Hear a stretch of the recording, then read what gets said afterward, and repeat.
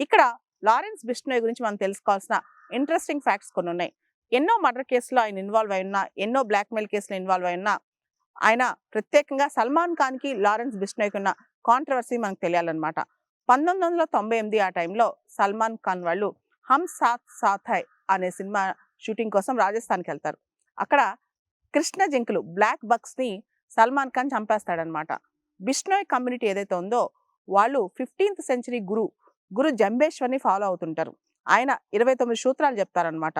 దానిలో వైల్డ్ లైఫ్‌ని కొలవటం, నేచర్‌ని కొలవటం, వాళ్ళకి బ్లాక్ బక్స్ అంటే దైవంతో సమానం అన్నమాట. అటువంటి బ్లాక్ బక్‌ని సల్మాన్ ఖాన్ వెంటాడి చంపేశాడని లారెన్స్ బిష్నోయ్ గ్యాంగ్‌కి అతనంటే కోపం అన్నమాట సల్మాన్ ఖాన్. సల్మాన్ ఖాన్ వచ్చి పబ్లిక్ అపాలజీ చెప్పాలని చెప్పి బిష్నోయ్ కమ్యూనిటీ కోరుకుంది. వాళ్ళ గుడి దగ్గరకొచ్చి సారీ చెప్పి వెళ్ళాలి చేసిన తప్పుకని చెప్పి. కానీ సల్మాన్ ఖాన్ ఆ పని చేయలేదు.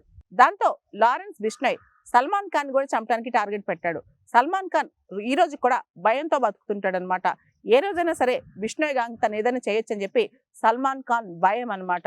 సో ఈ బిష్నోయ్ గ్యాంగ్ కెనడాలో ఆపరేట్ చేస్తుందని, ముఖ్యంగా హర్దీప్ సింగ్ నిజ్జర్ హత్య కేసులో బిష్నోయ్ గ్యాంగ్ హస్తం ఉందని చెప్పి, అంతేకాదు చాలా మంది కెనడాలో ఉన్న డయాస్పరాను బిష్నోయ్ గ్యాంగ్ బెదిరిస్తుందని చెప్పి, దాంతో పాటు చాలా రకాలుగా అక్కడ రిలీజియస్ కల్చరల్ థ్రెట్ గా బిష్నోయ్ గ్యాంగ్ డయాస్పరాకు మారుతుందని, కాబట్టి లారెన్స్ బిష్నోయ్ గ్యాంగ్ ని కెనడా ఇప్పుడు టెర్రరిస్ట్ ఆర్గనైజేషన్ గా చేస్తుందన్నమాట. అంటే వాళ్ళని అరెస్ట్ చేయటం, దాంతో పాటు వాళ్ళ ఫండ్స్ అన్ని ఆపేయటం, వాళ్ళ యొక్క యాక్టివిటీస్ ని కంప్లీట్ గా ఇల్లీగల్ గా డిక్లేర్ చేయటం, ఇవన్నీ జరుగుతాయి అన్నమాట.